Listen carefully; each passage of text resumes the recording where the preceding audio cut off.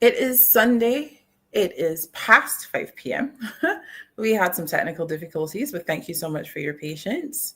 My name is Nadia, and I am happy, as always, to bring you community conversations here on Love Bay Radio, your number one online radio for music, Afrobeats, talk. We have so much to talk about. I'm going to make this really quick because we are a bit behind time, and I really want you to hear from our guest. So let's jump in to what's going on, because literally, what is going on in the world right now?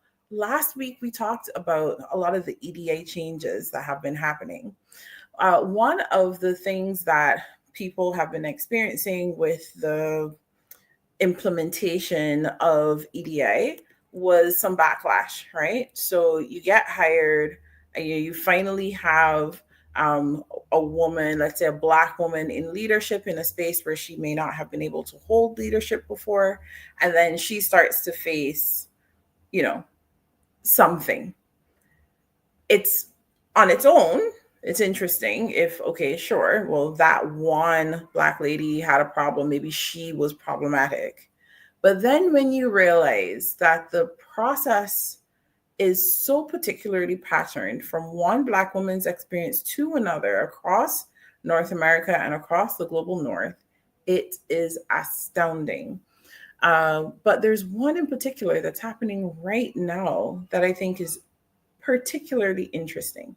And not because it involves two princes, but because it's particularly interesting. Okay, so are you familiar, first of all, with, forgive me, I'm going to butcher some names. I'm trying my best, but I believe the pronunciation of this charity is Sentebale, right? Sentebale, Sentebale.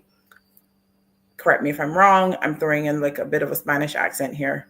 Please let me know how to pronounce that word if you know. However, this charity was founded over 20 years ago by Prince Cecil of Lesotho and Prince Harry. Is he still called Prince now? I don't know. But, anyways, these two princes came together and created this charity. Sentebale means forget me not, which is beautiful. And it was to commemorate Princess Di after she passed away. And they've been running this charity for all of these years. It's based in South Africa, but most of the fundraising and all, the rubbing shoulders and all of that have been centered in the UK. And finally, then they decided to focus efforts for a South African charity in South Africa. Makes perfect sense. And to empower African people to be able to take leadership in a charity that is meant to bring about good for African people. Also makes sense. And so they hire Zimbabwean Dr. Sophie, again, forgive me, Chandoka, and she steps in. She's a corporate lawyer, and she stepped in and started to highlight the poor governance that was happening in the charity. Um, so board members are there to make sure that the charity is doing what the charity is supposed to be doing in the way that it's supposed to be doing it, following not just the laws of that particular land, but also, making sure that you're like, as a charity, you're supposed to be the moral standing for the world, right? But she started to highlight as a whistleblower from within that this organization had not been run well, that there was a lot of wastage, a lot of pockets being lined. Major donors are giving, but nobody knows exactly where that money is going. And so she she has blown the top off. Okay. She then sued the charity so she could remain in her voluntary position. That needs unpacking. um, and so right now there's a lot of battle back and forth because she's saying they've been running this thing badly the entire time, and they're saying, oh no, we've been fine. It's just her. She is the problem. What do y'all think? What do you think? Is this another one of those situations where a Black woman has been empowered and she starts speaking truth to power, and power is not trying to hear what she has to say? And so they bring down the entire system of which she is not a part upon her. Now, let's keep in mind, it's not strictly black and white, because one of the princes that started this program, this charity, is a Black South African prince. So in her words, and I mean, she taught me a word, I found this was very interesting. There are people in this world who behave as though they are above the law and mistreat people, and then play the victim card and use the very press they disdain to harm people who have the courage to challenge their conduct. This is what she wrote. Beneath all the victim narrative and fiction that has been syndicated to press is the story of a woman who dared to blow the whistle about issues of poor governance, weak executive management, abuse of power, bullying, harassment, misogyny. Here's my new favorite word, misogynoir, which is misogyny directed towards Black women, and the cover-up that ensued, right?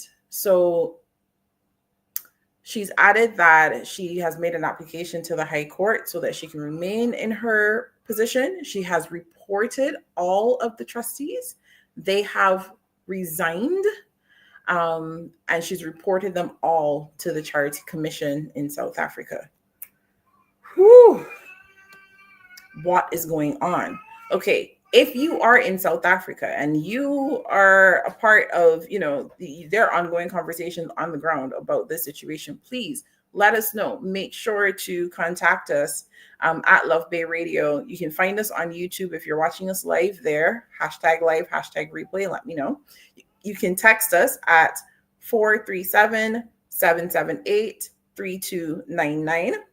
You can WhatsApp us there as well, right? Reach out to us in the chat on YouTube and on Facebook and let us know, what do you think about the situation, especially if you are in or from South Africa and this is familiar to you. Now, across the diaspora, Black women who have found themselves finally feeling as though they have, they're working twice as hard to be twice as good, to just maybe be seen, has finally paid off. And now they are holding positions where they are finally at the table and they're finally able to make decisions. One by one, there's a particular process that they seem to go through. If you have found yourself in a specific, where you have seen this, first of all, a ringleader, steps up, gathers everyone around. Now everyone is parroting one person's opinion. In the parroting of that opinion, they start feeding it with their own stories. And something that could be dealt with in a simple conversation gets blown out of proportion. Then the entire system weighs heavily down on this one person, although persons of other backgrounds may have done this and worse and had, if anything, done a slap on the wrist. But something small that could be dealt with in a simple conversation is blown out of proportion. The entire weight of the status quo falls on her, and they immediately seek her exit, right? If you found yourself in that scenario, I want to hear from you. I really want to hear what your experience was like. I want to hear how you overcame it. I want to hear how you managed to get through it. Be sure to leave us a comment below here on YouTube at Love Bay Radio. Okay, friends, I promised I was going to keep this short because we are talking about women in leadership. And this has been our wonderful HERstory month. We've been talking to amazing women in leadership the entire month long, and they have shown up and they have delivered to you and they have imparted wisdom to you. And so We hope that you have really been able to, to feel just completely surrounded by their support. I am so pleased to bring to the stage Mishka Roberts. She'll be joining us audio only. So if you're watching us on YouTube, just be aware. But if you're listening to us through the online radio at lovebayradio.com or through any of the apps, don't worry, we're still having the same conversation. So as we close out on our celebration of Women's HERstory Month, we are so happy to have the new Vice Consul for Diaspora Affairs from the Barbados Consulate at Toronto as we discuss women in leadership. Please welcome up to the stage Mishka Roberts, who is going to share some more wisdom with us here this evening. Mishka, how are you? Can we hear Mishka? Can Mishka hear us? There we go. Hi, Nadia. How are you? I am well, my dear. Thank you so much for joining us this evening. Thank you because no problem. As we've been having these conversations, a lot is happening in the world around us.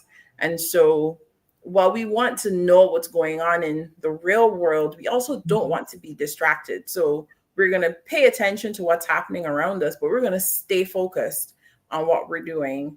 And we're talking about women taking up space and creating history today. Okay. So thank you for joining us. First of all, what is it that you do? What does this mean? What is the Vice Consul of Diaspora Affairs? What does any of that mean? Tell us about your amazing job. Okay. Well, the Vice Consul Diaspora Affairs is responsible for engaging with and supporting the diaspora community. And what that looks like can be a number of different things. It could be community engagement and outreach. It could be economical and investment promotion for opportunities in Barbados for the diaspora to take part of.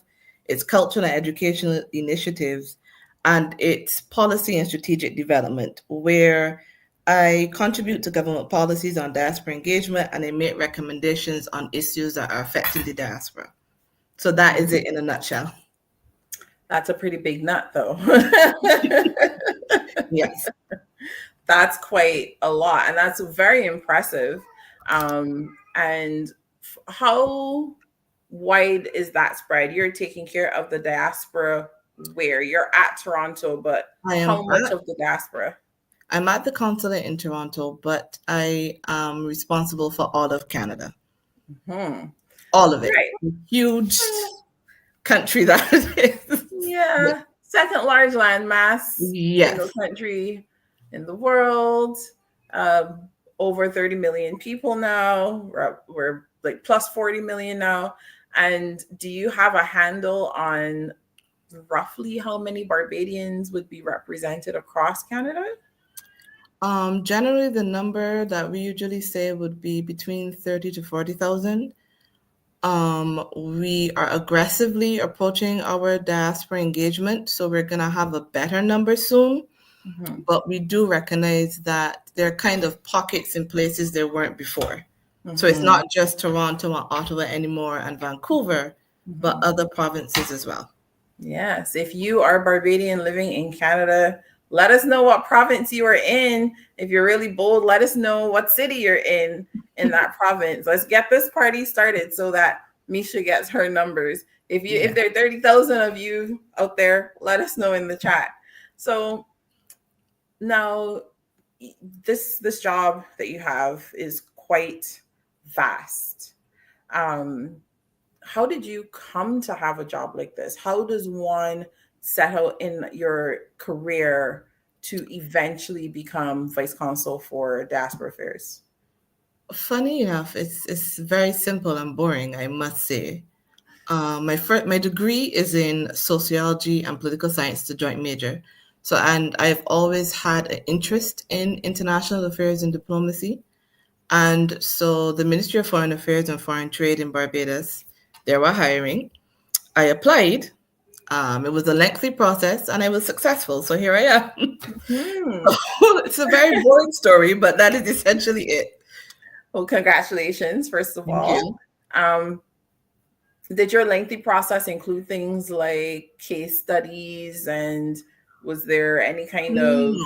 The no? lengthy process was there were 2 exams for the civil service.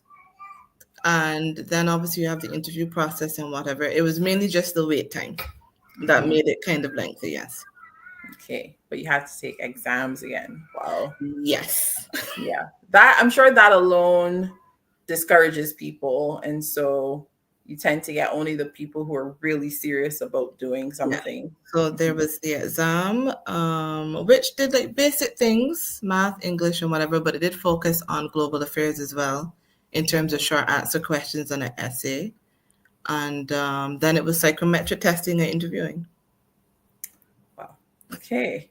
Well, congratulations, because clearly, if you went through all of that and you're here, it's on your merit and nothing else. So, congratulations to you on that. Thank you. Now, you're at a consulate.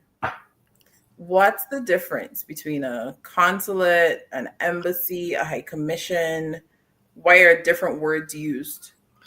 Okay, so an embassy is, well, the difference is really mainly the diplomatic relationships and the functions. So an embassy is really the main mission of one country and another, and it's usually in the capital city, and then it will focus on high-level relations, including political and economical and security matters. A high commission is pretty much the same thing as an embassy. It is just that it is between Commonwealth countries. So it goes by a high commission, and instead of being headed by an ambassador, it's headed by a high commissioner. Now, the consulate is going to be like a smaller office, and it's going to be outside of the capital city, and it will provide assistance to citizens and facilitate trade and investment and cultural exchange. So that's generally what the difference is. Mm-hmm.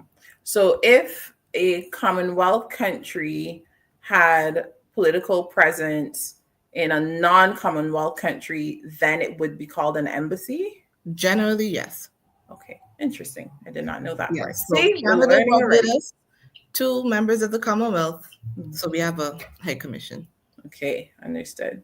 And so then the consulate works like a satellite, then the consulates would satellite around the high commission.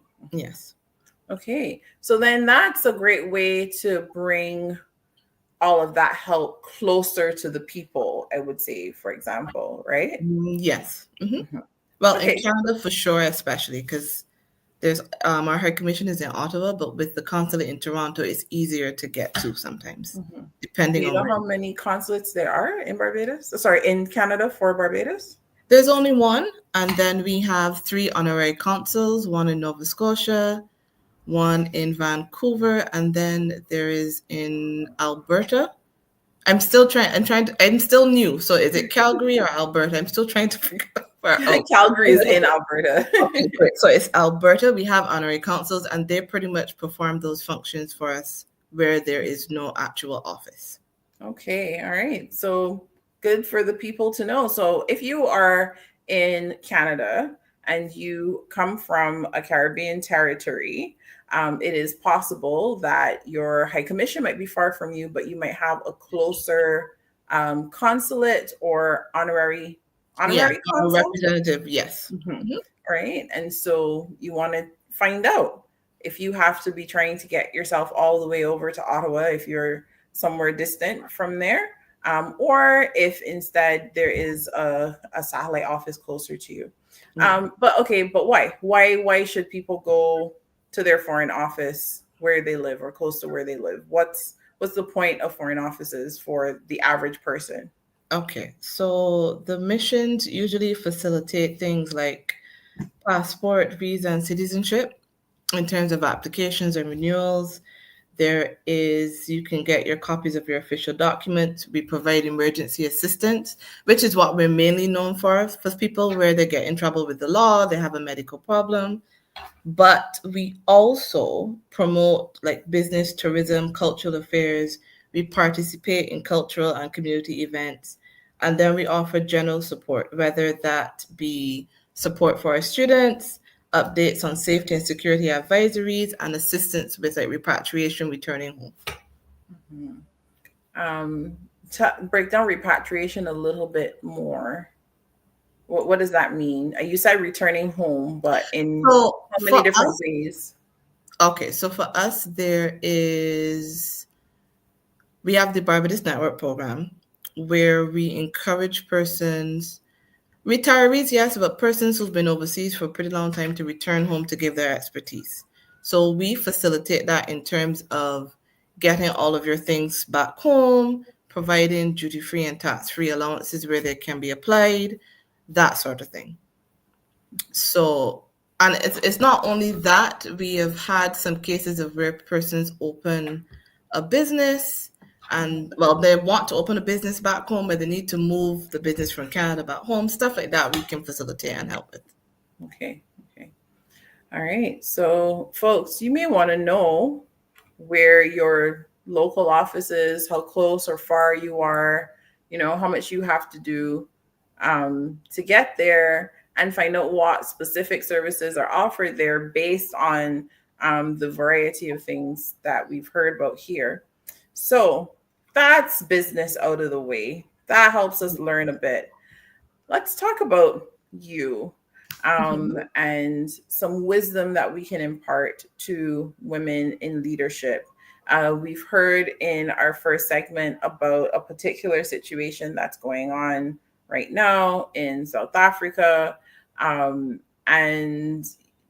yeah, it mirrors situations that Black women have faced in continental North America and the global North by taking on recent leadership positions and then, basically having those positions taken from them. There are lots of barriers to advancement. You talked about going through a pretty lengthy process to get to where you are as a Black woman coming from a country of majority Black people. So let's talk about this as a woman. What are some of the barriers to achievement that you've identified? Your own life, women around you, conversations that you've been a part of.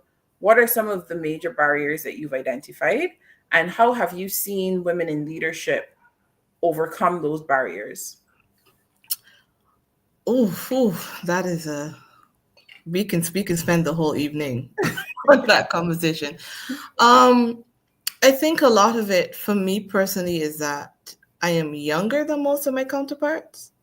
So there is always that barrier of she may not fully know because she is younger, in addition to being a woman. But when I do look at those women who have inspired me, and it's mainly the women in my family, I would say, it is always to never lose your faith is one thing, to always surround yourself with a support system, whether it be your peers, whether it be your family, because there is a lot of lessons and kinship to be shared when you share your stories with others in your position. And it is always to advocate for yourself and for your expertise. Sometimes we can shrink what we do to make other feels comfortable. Sometimes we don't think we are doing something that great and spectacular, but we really are. And you have to advocate for that and let them see you exude a confidence and a determination to be in the position to be here. This is what I'm here to do. I'm going to do it. And in that regard, challenge like those gender biases and stereotypes that we can do it. And there's nothing stopping us from doing it. Yeah. Now, in that sense of community that you talked about earlier, one of the things that was mentioned in this ongoing process that Black women experience is isolation at work, where you become an only, right? You're an only something.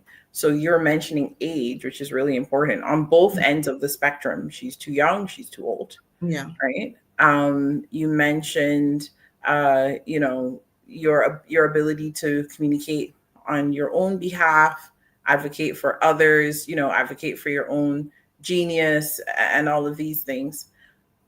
How do you go about building that community? Where does that come from? Do you, send out a registration form? Like how does community happen when Oh, these people may if not I be at am work with you? honest with you, it is something I am still learning.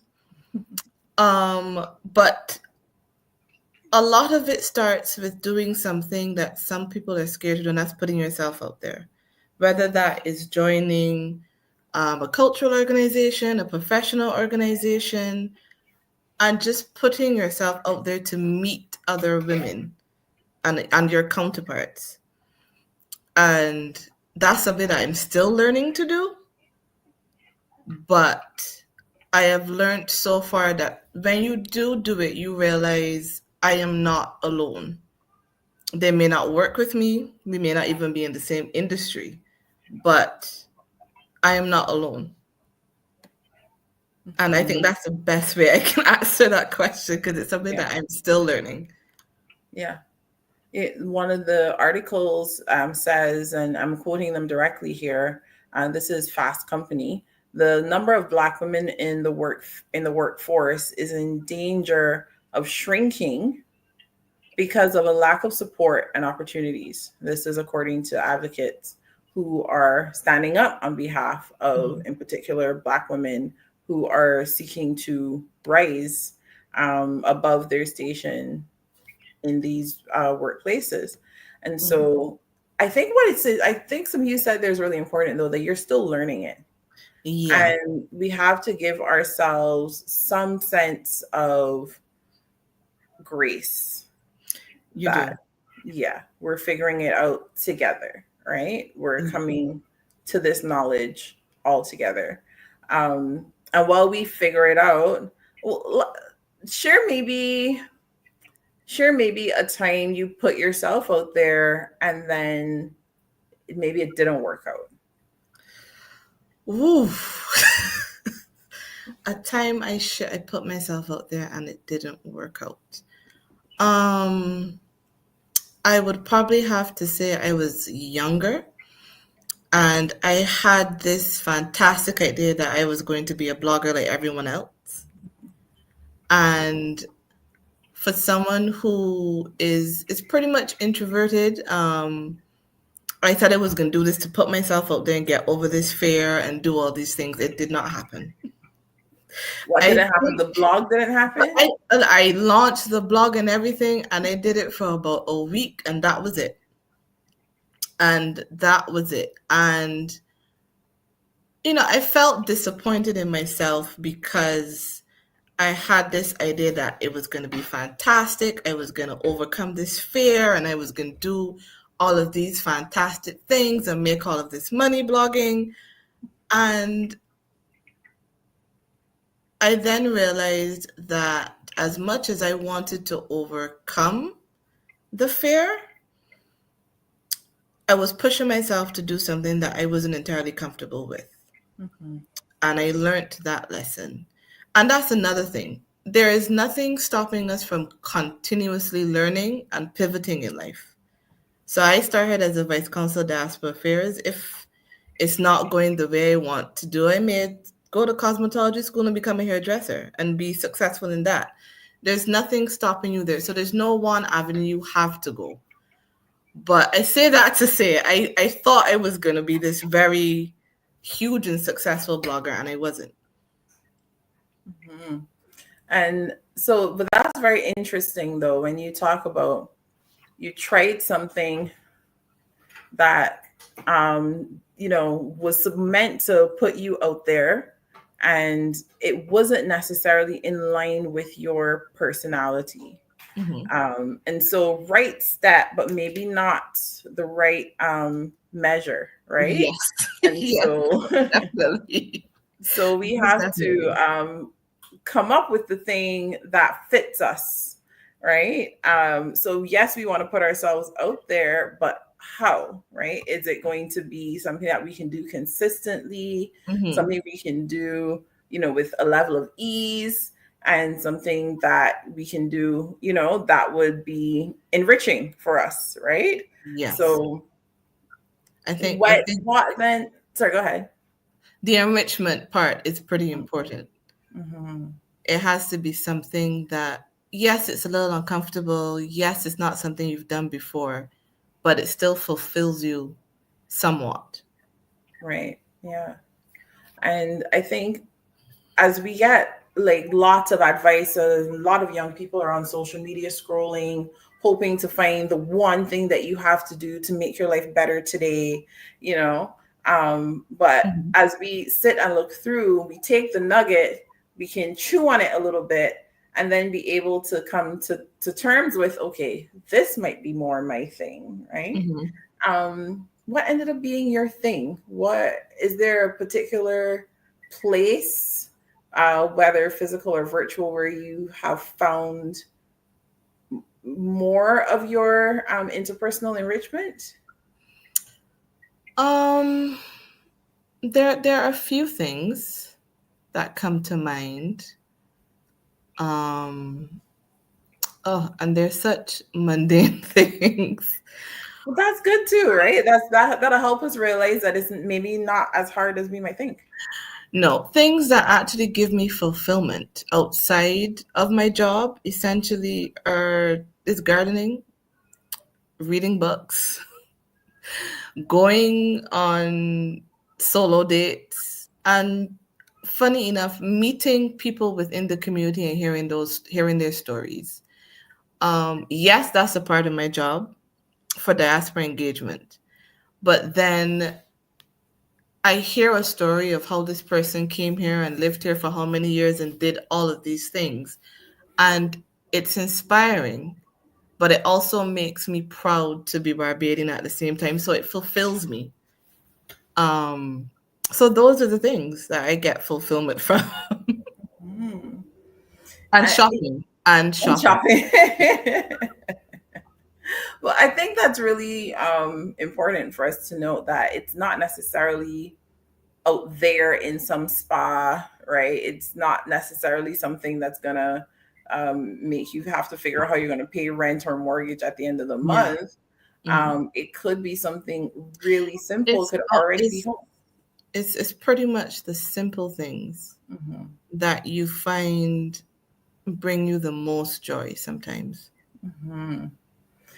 And as we hear from one another and we learn one another's stories, that's another thing that you talked about there. We're talking about Mhm. her story, Yeah.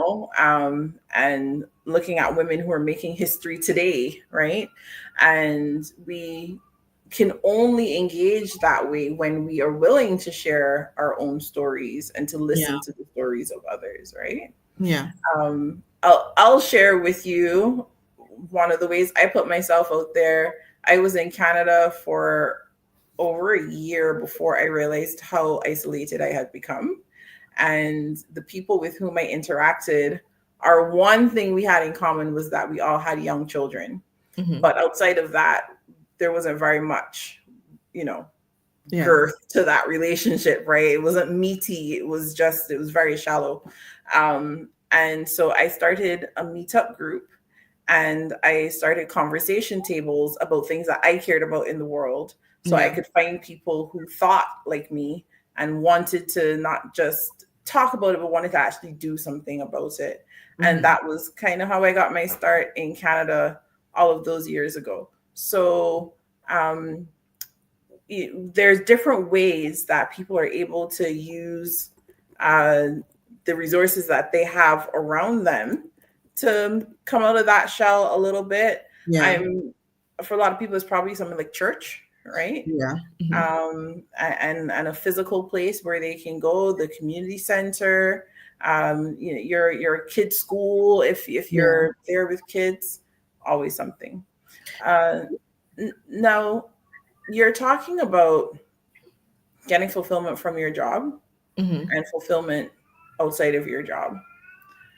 What does a person do if they're in a job and the job itself isn't fulfilling them? What can a woman do in that situation? Um, and getting another job isn't necessarily to hand, right? As a possibility. What could she do? I feel like for me, it goes back to learning something new. And I say that it doesn't have to be that you go back to school and get a degree in business. It could be that you started a pottery class.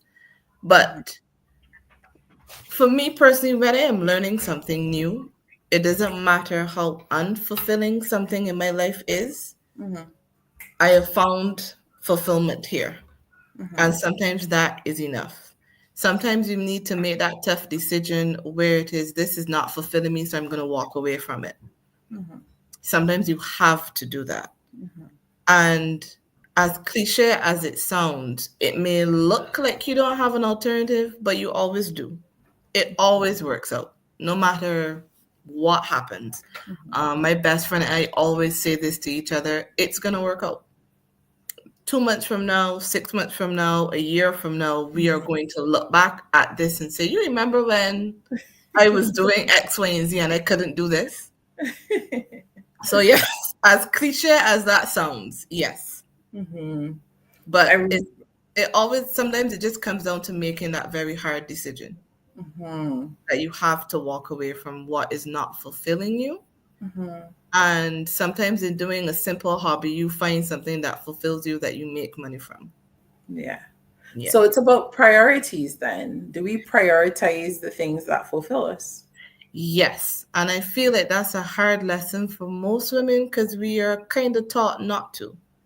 Right. We are taught to be the sister and the wife and the daughter and the CEO and the mother and everything else but essentially who we are. So you lose that a little bit. So you have to get back there. And like you said, give yourself the grace because we're still human. Absolutely. Yeah. And within that ability to find and inwardly extend grace and prioritize fulfillment, prioritize enrichment, when we're doing all the things you just listed, right? We're fulfilling all these roles. We're in the sandwich generation, taking care of aging parents and kids. You know, there are all these things going on. We are in the information sharing age where we are dismantling traumas again in 3 generations all at once. Yep. When do we recharge? Well, what does rest look like for the trailblazing woman like yourself? Listen, I have to be honest and tell you that is something that I'm still learning to this day. They tell you, oh, you make time. And it's not always that easy.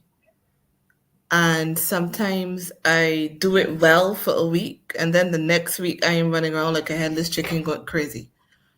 But what I have learned is that sometimes 10 minutes is all you need. Even if you have 5-10 minutes during the entire day. Sometimes you have to set those hard boundaries and say no and reclaim time there. And sometimes it could be 12 o'clock at night, you're finally sitting down to read a book that you wanted to read for the entire month.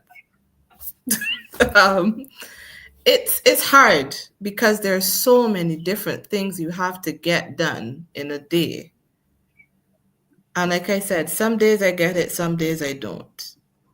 But what works for me, I find, is I try to dedicate at least 10-15 minutes, at least 3 times throughout the workday to just sit down and do something that is not work, whether it is have a cup of coffee, whether it is read a chapter of a book, whether it is call a friend or my parents or my siblings and have a conversation.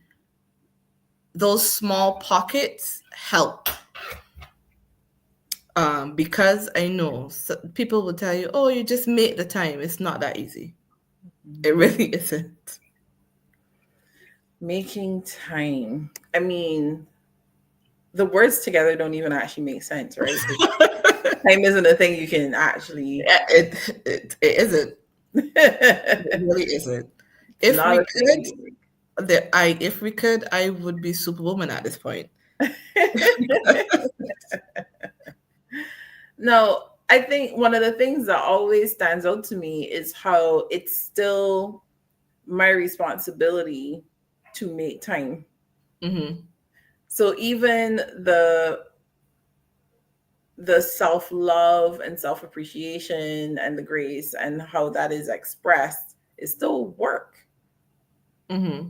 It's still a job. And so I find that this is where that conversation around community really Yeah. comes out,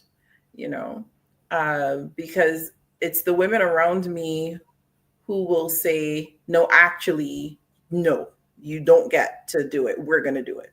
Yeah. Like, we're not even asking you anymore, Nadia, right? Yeah. We're telling you you're not allowed to do it. We're doing it. Yeah, right? it's that community and support structure. And again, it's setting those boundaries. Mm-hmm. You have to tell yourself it's okay to say no so that I prioritize myself a little bit. You have to tell yourself, it needs to be done. It has to be done. And change your mindset to kind of that thinking, and it becomes a little bit easier. I won't lie and tell you that it happens overnight, because it doesn't. And I still have to have friends tell me, no, we are going to do this. You don't have to do it by yourself all alone with the 20 million other things that you have to do. But again, another cliche, every day you have to wake up and choose you, however that looks. Isn't it annoying when the cliches are right? Yeah, yes, it is. Yes, it is. But you have to make that decision to choose you every single day when you wake up. This is true. Yeah. In choosing you, how do you manage the guilt then? Because it's always going to be there, right? Like the minute you set the boundary and you actually utter the boundary, now you feel guilty. How do you manage the guilt? How I manage the guilt is to constantly remind myself that it is okay to set that boundary. I'm not going to lie, I have to constantly remind myself to say it is okay to say no. It is okay to set that boundary. It is okay to stand up for yourself, whether it be at work, at home, in any interaction. It is okay, because if you don't, who will, kind of situation.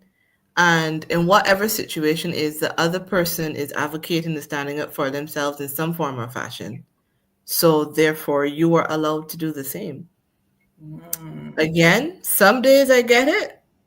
Some days it doesn't happen. Well, But this is the real talk, right? Yeah, that guilt can get you, because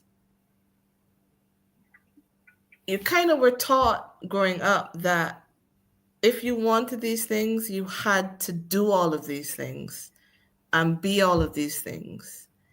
And if you weren't, then you were a disappointment and you were made to feel guilt. And so sometimes if I have to say, no, I can't do this, I still feel the guilt. But I have to remind myself, it's okay to say no. And you needed to do it for you. It's okay to say no. Yeah. It's okay to say no.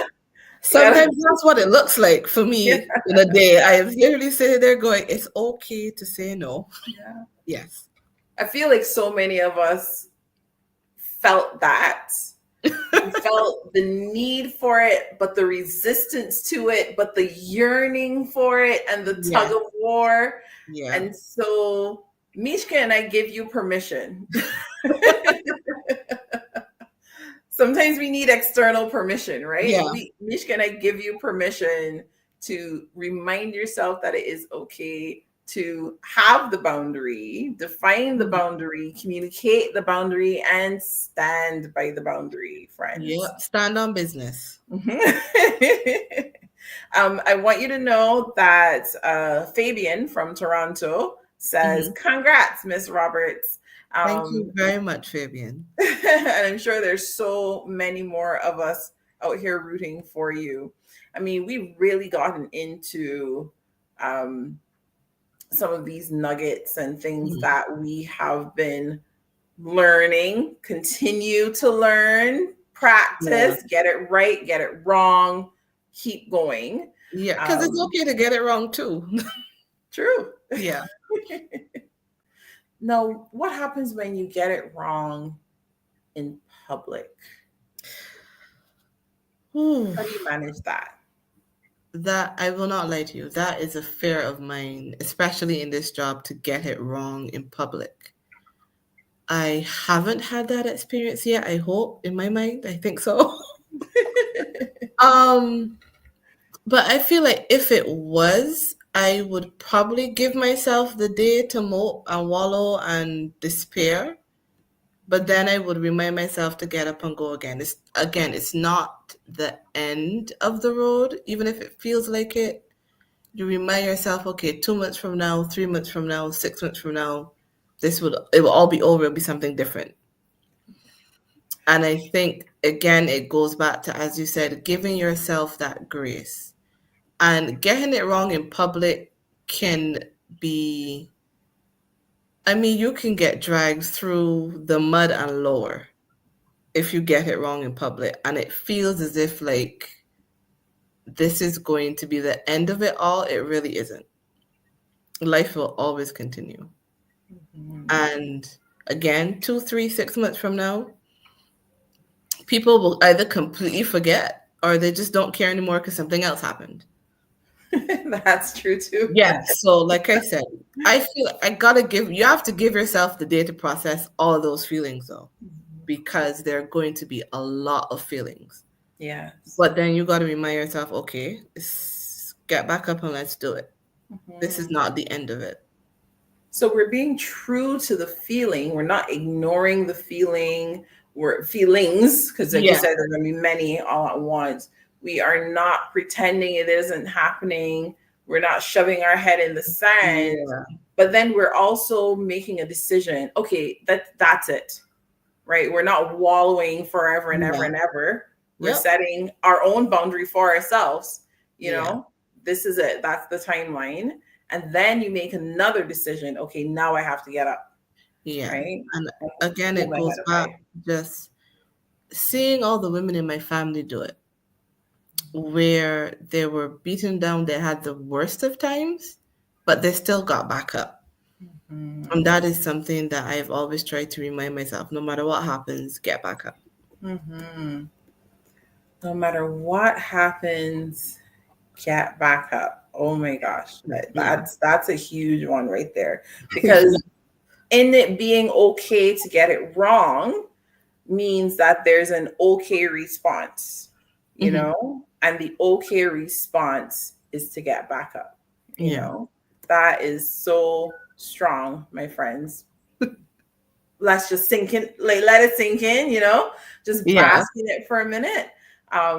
I heard Salma Hayek recently. She said, don't let anyone take your mistake away from you. It's yours. Yeah. That mistake was a gift so that you could learn something. But if someone takes it and tries to hold it over your head, you've now given away your gift. Yeah. And I sat there like, ooh, Salma, tell me more. Yeah. Yeah. Right. She said, as long as you own it. Indeed. No, right? No one can take it from you. You've made a mistake. You own it. From you, right? Yeah. Own it. And as Mishka says, stand on business, right? Yeah. Make the decision that you have to make next based on what you've learned in this one. Yeah. Oh my gosh. Before we run, we've talked a lot about things that women who are in leadership can do to, I mean, sometimes just survive, right? But to thrive in these spaces, to get through, to continue to stand with our heads held high and our shoulders squared. What's something you'd say to a young lady right now? Let's say she's still in secondary school, making some big decisions about what happens next. What would you say to her if she knows within herself that it's within her to be a leader, but she hasn't quite manifested this in her life yet, what advice would you give to her? Ooh, I would probably tell her in addition to everything that I just said, live life for you. Just live life for you. Do all the things that you want to do. Don't tell yourself, I'm going to do this when I have finished this or when I have achieved this, or no, just do it. Life is short. Just do it. Nothing is out of reach. Nothing is impossible. Just do it. I mean, yes, set your boundaries, stand on business, but just live life. Because you never know what is going to happen. And I will admit that before, I was one of those persons where I just dedicated myself to what I was supposed to do, run, like literally going through the rat race. This is what it is. I'm gonna travel here when I'm done. I'm gonna do this when I'm done. And then at 32, I had a heart attack. Oh, really? Yeah. So in one moment, all the things that I wanted to do literally flashed before my eyes because I'm like, suppose I don't survive this. Mm-hmm. So I would tell her, just live life. Yes, achieve all those amazing things, but just live life how Mm-hmm. you want to do it. Don't let anyone tell you otherwise if in your heart of hearts you feel this is what you should be doing. So yes, that's probably what I would tell her. Another cliche again. But yes, Oh, that's what but I you would live tell her. long enough, you realize, darn it, those old people knew what they were talking about, huh? Yes, they were. Yeah. Live life, my friends, with grace to ourselves, Yep. drawing our boundaries clearly, communicating them with conviction, and reminding ourselves that it is okay. It is absolutely Yeah, okay. it is It will okay. work out. We're now in Mishka and her best friend's bubble. We're sharing the mantras. So as you guys, Funny enough, my best friend's name is Nadia. So you're oh, more than welcome. hey, look at that. Thank you for welcoming us into your community, Mishka, and Thank thank you you for so having me much. in yours. Of course. And my friends, we have a few more minutes. I want to share with you something really special, very close and dear to my heart. I'm going to share my screen so that you can see this project because as we close out Women's Her Story Month, I want you to know why I'm always wearing a Her Story shirt and what some of that work looks like. So this is the HERstory by 2114 platform. You can go to Hey Sister, herstory.com, .ca, and you'll find us there. And first of all, we have our storefront. If you'd love to join our storefront as a woman who has merchandise, if you are a service provider, we have ways to develop merchandise for you. And we love to pick a charity that we can use our storefront to be able to raise money for that charity. And the charity is always led by a woman, right? It's always a woman led organization, preferably also woman funded and woman focused direction as well. All right. And so with that membership, there's so much that we give you. We just love to continue to pour back into you as a woman founder of an organization, for profit or not for profit, because like Mishka and I just discussed, we are always pouring out. We're always giving. We're always developing someone else. And so we want to, help you to hone that vision and create clarity in that vision, to take your voice. Whether or not we are born with physical voice, we have voice because we have thoughts, we have opinions that need to be heard. We want you to be able to take control of the version of your story that is told. You are the one who are living your life. You get to tell your story and lead you as we all walk together in a life of victory. And we've talked about this definition of victory for ourselves and how over time it changes from this masculine, I'm going to win, I'm going to conquer over you kind of victory, to a sense of calm, relaxed victory that is internal, that comes from freedom, that is just welling up within us and pouring out of us. So go on over to Hey Sister, HERstory.ca so that you can learn more. And the last thing I want to share with you before we end today is that, you know, if you are not yet following us on Instagram, then you need to go to Instagram at Love Bay. Let me get it right, at Love Bay Radio.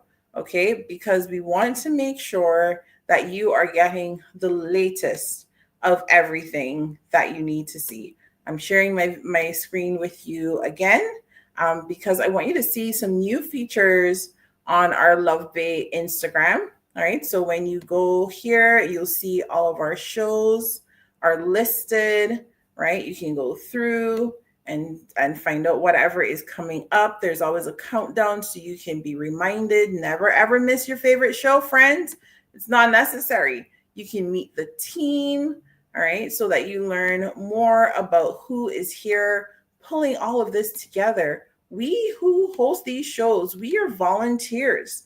We put this time in and this heart and this passion here to bring the best of ourselves to our community.